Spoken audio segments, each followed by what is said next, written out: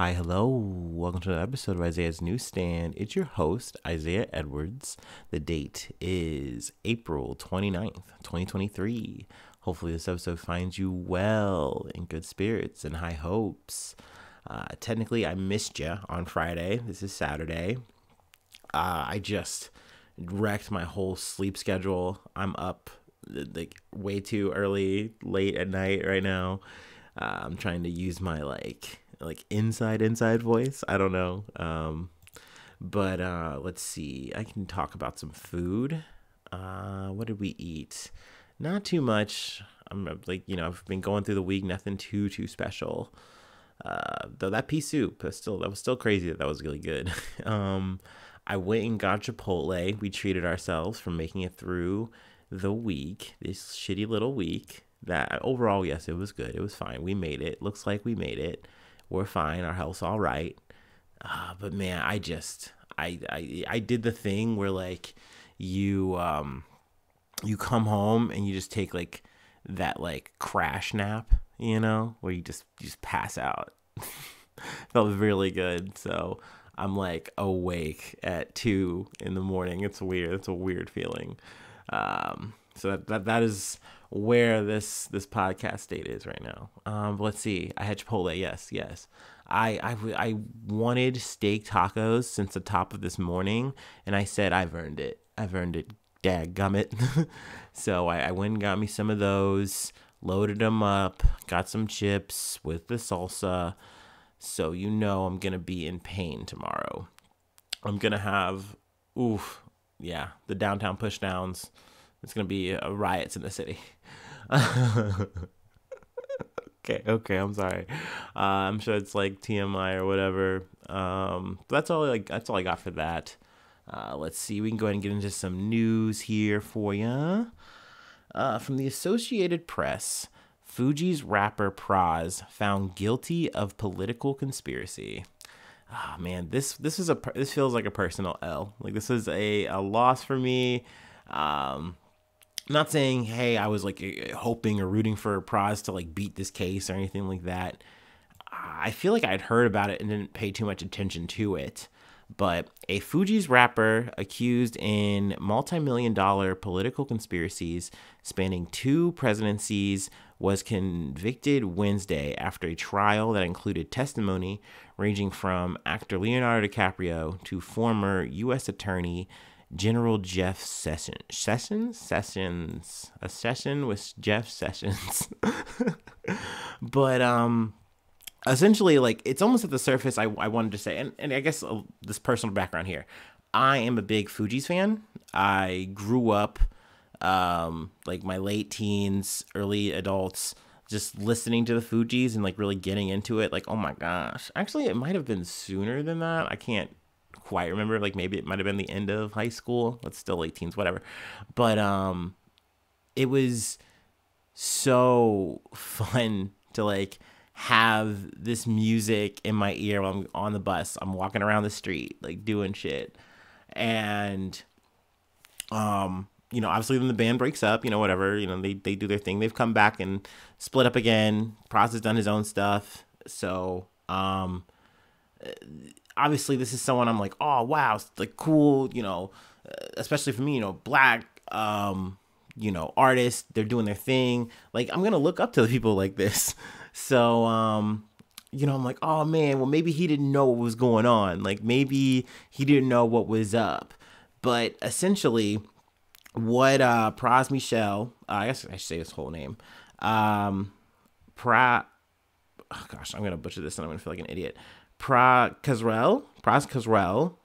Michel was accused of funneling money from a now fugitive Malaysian financer through straw donors to Barack Obama's 2012 re-election campaign, then trying to squelch a Justice Department investigation and influence an extradition case on behalf of China under the Trump administration. So that's very deep to me. Like hearing that someone I only know as a rapper, is involved in all of this like political crime. I'm like, what the fuck? And it turns out he was like trying to make all these connections so that this guy, I should get his name pulled up. Let's see here. Low Take Joe, who Pras first met in 2006.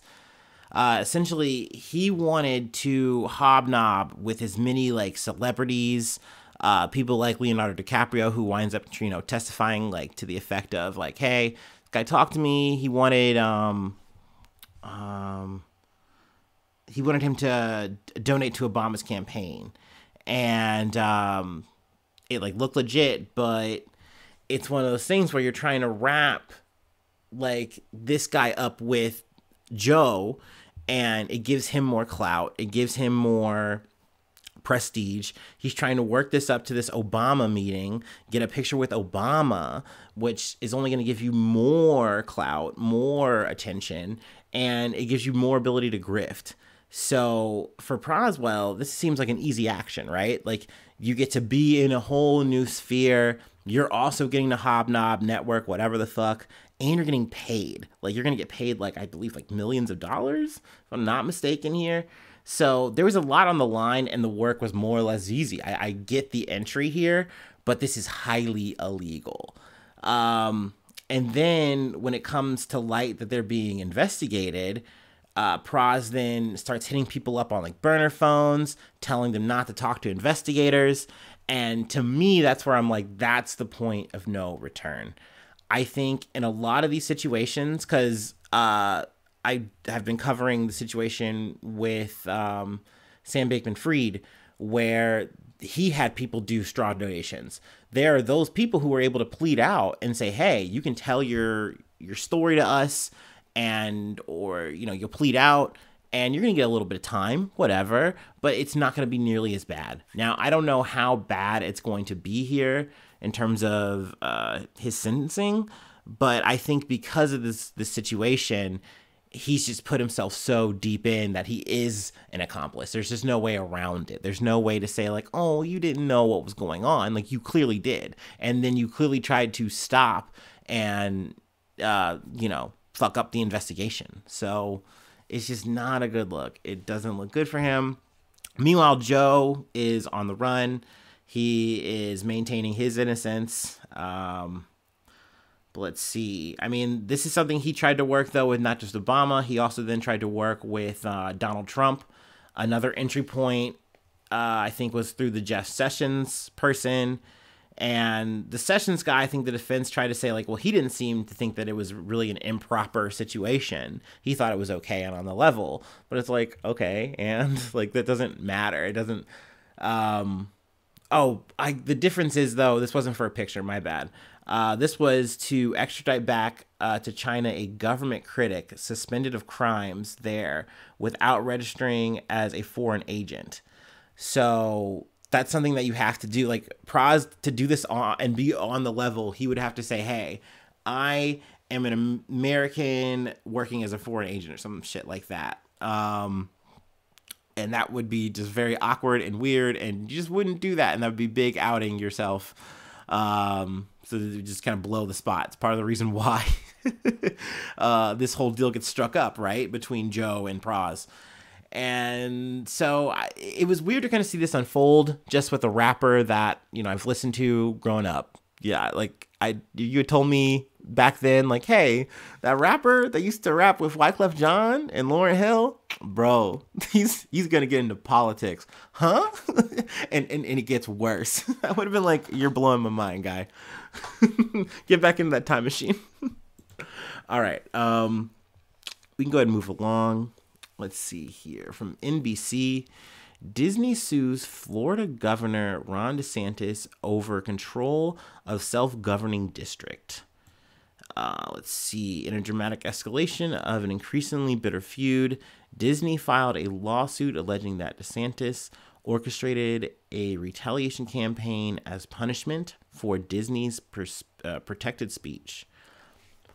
So this is an update on the Disney DeSantis culture war battle. Our favorite social conservative, Ron DeSantis, he stays at it. Now, there's been a little bit of coverage I haven't really covered in between here. since we left it. Last we left, Disney had pulled one over on DeSantis and his new board that he wanted to install. And they had all these new little clauses and stuff that they were going to say, hey, we're allowed to work this until like the last king's son is like dead or something. I don't know. Some extra ass shit. And then the new board was like, that's not going to work. We didn't approve this. We're not okay with this. And even if you did this in public, this isn't going to fly. So this triggered Disney to say, oh, well, if you're going to do that, then we're going to sue you. Also, the tension has been ratcheting up. I've heard like little off stories of DeSantis talking about putting up a prison next to Disney, things like that. So the rhetoric is just getting more and more fiery as we get closer to a potential DeSantis campaign. Also, I am hearing rumblings that he might announce in June, which just seems so late, right? Like, we've talked about this a lot, where he gets the protection of not being a candidate. He's used it before in really weird, awkward ways because this man has no charisma. But he's essentially trying to say, hey, I'm not a candidate, but I'm doing candidate things. So that being said, obviously, he's chosen this social conservative route. He's big upped on this whole time. It's worked very well in Florida. And he's, essentially now on a national scale with this Disney thing, and he's just not letting it go. I think he really did think that he could get this done in one quick blow. And, with his new board, he was going to get all of the win here. And I mean, we'll see. The lawsuit is essentially going to try to give Disney more control again. So we'll see how that pans out. I think there are some experts who are saying like, well, DeSantis has been so targeted with this campaign against Disney that he may have a leg to stand on. I've heard other people say, well, Disney is doing a thing here where they are, they have a lot of power, economic power, buying power, and they are using it here in Florida to ways that maybe aren't okay. And maybe DeSantis might have a leg to stand on. So obviously we're going to see how this, lawsuit goes. We'll have more details along the way. So yeah, I thought that was interesting development. And I did pick this article because I felt like it does give a good recap if you're not familiar, because I know I'm just kind of just riffing on this instead of actually reading off of it. All right. And some other news from the BBC News. The U.S. and South Korea agree key nuclear weapons deal. I'm actually going to double down on my brakes here. So we're going to pump one now, and then we're going to pump one for the last one. Let's see here.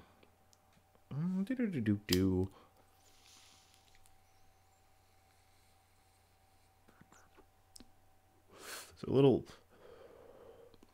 international.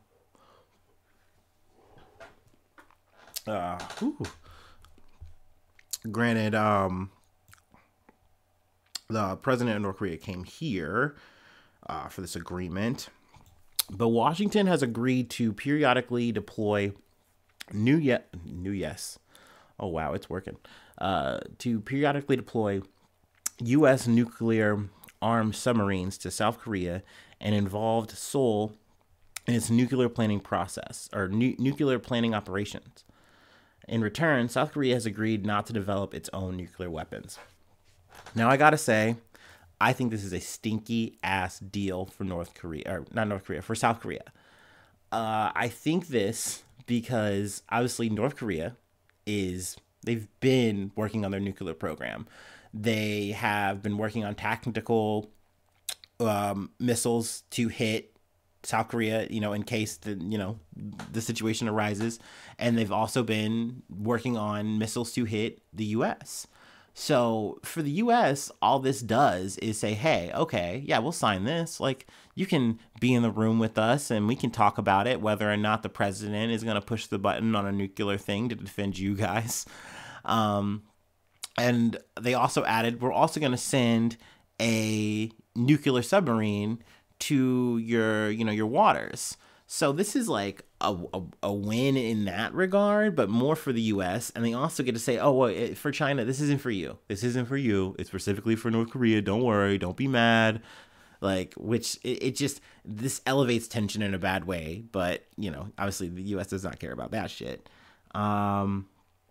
So, but more to like the point I want to get to, I really feel like this is a bad deal for South Korea because you should just have your own nukes. And I know like young Isaiah would like gasp at the thought that I would say this these days, but I just look at things so differently now when I'm thinking about this shit, talking about it, like for, I don't know, politics, like, you got to do it. You just have to have your own shit or people are going to tell you what to do because they have the power to. In a perfect world, like, yes, there'd be no nukes. We'd only use nuclear energy for like good things and we'd all live hunky-dory happy. But like, we just don't live in that society. It'd be neat though. So yeah, if I was South Korea, I would be like, we should have our own nukes. Like, why don't we have our own nukes? Because some old ass, dusty ass agreements that have really not been helping us. Also, I would say something that's really like changed my perspective in a lot of ways. I've referenced this podcast before, Blowback. They did their third season on the whole relationship of North Korea and South Korea and the US all throughout the like Korean War process and just that whole thing. And it really stripped a lot down for me because, like I said, I definitely come from like a liberal background. And I feel like that always makes me feel like, okay, well, I'm a pretty progressive thinking, I'm a pretty forward thinking guy. But then I always just see these tendencies where I go, well, North Korea is, and we wouldn't have done that. But and it's like, no, like they literally lay it out for you. They just lay the history of it all out for you, not from like a propagandized perspective, but just like this happened, this happened, this happened. Like we were involved in this way and that way and that way. And it just helps give you a better perspective. At least it did for me. And I don't know. I just look and I see South Korea has been like constantly reliant on us in this way. And I just think like if I was a South Korean person, we've developed so much, we've come so far. And it's like I would hate to just see like we have to rely on the US. Like, no, we don't. But then I also feel like if South Korea didn't agree to this, they would be in hot water with, not just the US, but potentially other Western countries. And then you'd have no support. So then what do you do? Because once again, North Korea is still there. You still have to build up these nukes. And if people are going to like not support you, that's a problem. But I mean, I know that's a conversation that's been going on in South Korea, whether or not like people even want nuclear weapons and stuff to be made. And, do they want to have them? Yada, yada, yada. So I mean, I'm sure there's totally people who are like, oh, this is totally a good thing, yada, yada. I don't know. But that's my 2 cents on it. But let me linger a little longer here. The South Korean president, Yoon Suk-yeol, who was at the White House for a state visit, said the Washington Declaration marked an unprecedented commitment by the U.S. to enhance defense, deter attacks, and protect U.S. allies by using nuclear weapons. China, clearly not pleased with the U.S. stance, warned against deliberately stirring up tensions, provoking confrontation, and playing up threats. I'm sorry, I like that one. I like that quote.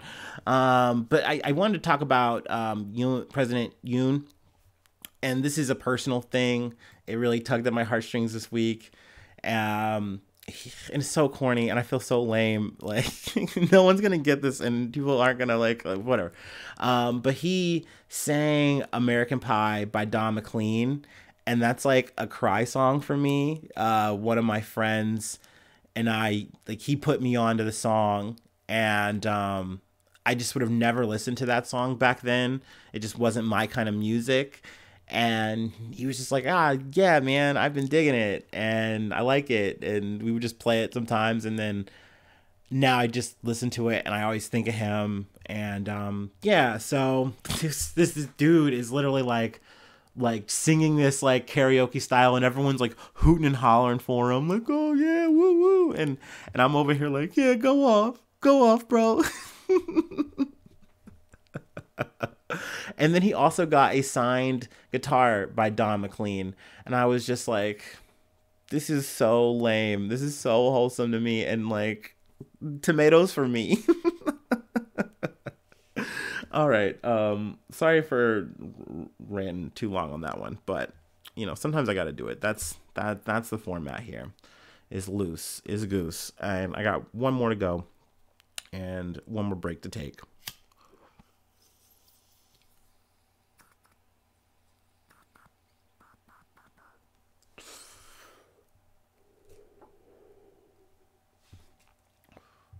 Let me hydrate.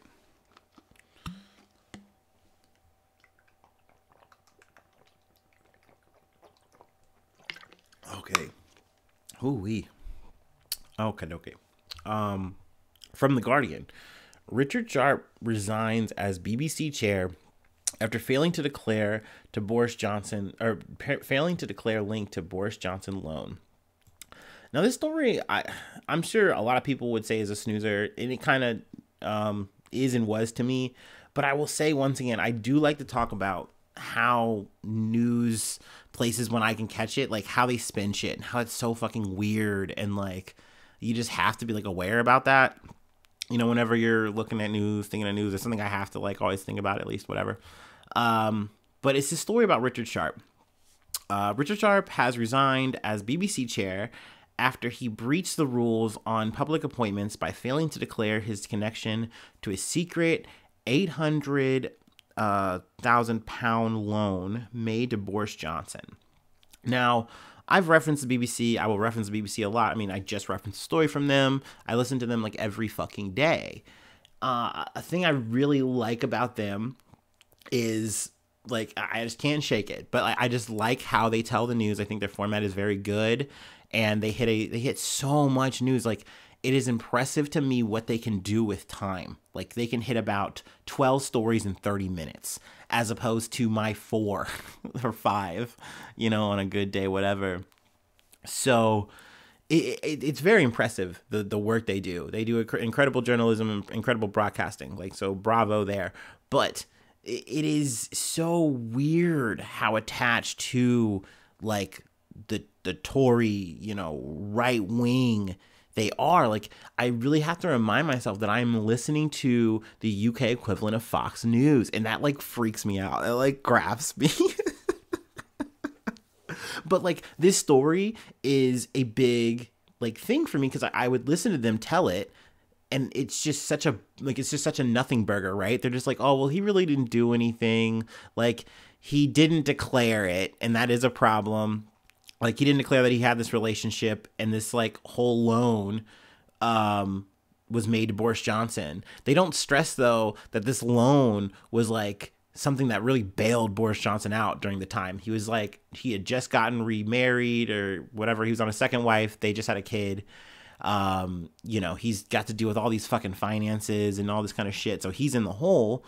So this loan really bailed him out. That being said, this Richard Sharp guy is a big Tory supporter, just backing people, giving out money, whatever. And though he didn't give Boris Johnson money directly, he just kind of helped him out. This whole thing kind of gave him an easy in when he goes to apply for this BBC chair position. And essentially, the Johnson government just goes, yeah, this is the guy. You don't need to look for anybody else. And they shop so hard for this guy that people know that they don't stand a chance. Like, it diminishes the competition, and he gets the job. Easy peasy, lemon fucking squeezy. And that's fucked up. And the way that this is kind of played off is just like, oh, well, I didn't think it was a big deal. But once the report fully came out and everyone's like, dude, what the fuck? Like, the period's on the sentence, and he's like, okay, I quit. All right, I'm out. Like you knew, dude. You knew you were fucking off on this. You knew this wasn't okay. This wasn't on the level. But, if you weren't going to get caught, then you were going to be good to go. That's just the way the world works, right? So, I mean, I'm happy to see it. I literally more or less heard most of the story from BBC News, and I was like, oh, this is kind of boring. But then when I finally looked at it from another perspective, I was like, holy shit, like this to me is much deeper just hearing it from another POV. So that's something I do try to provide here when I can, when my brain is big enough and it, falls into my lap. But yeah, that's more or less all I got here. Okay, good. I didn't keep you too long. Awesome. Great. Yay. Let's see. If you would like to support this podcast, patreon.com/Isaiah News. Each $5. It's $5 a month. But each patron, it helps. It goes a long way to supporting the podcast, building the effort. But you get access to bonus content, which is like, the extra episodes. I do one every week. And then also I have a hot link to the Discord, but the Discord link is free. The Discord is free. Just trying to like build a community, talk about news, talk about food, memes, I don't know, whatever. Then also Newsy Roll Call, top of the month. I shout out all the newsies. And if you have something you'd like me to plug, I will plug it for you. And yeah, that's all I really got. Oh yeah, free ways to hit me up. Always got to remember to drop that. IsaiahNews1@gmail.com and Facebook and Twitter and Instagram. And you can catch me on YouTube comments. Also, please subscribe. And if you listen on Spotify, a nice way to help is to follow me on the Spotify thing. Hit the little bell or follow button or both. So you can keep up with the podcast. I try to be as active as I can here. Yeah, so that's all I got. Thank you so much for tuning in. Thank you so much for being a friend. And hopefully I see you soon for some more good news. I love you. Bye-bye. Mwah.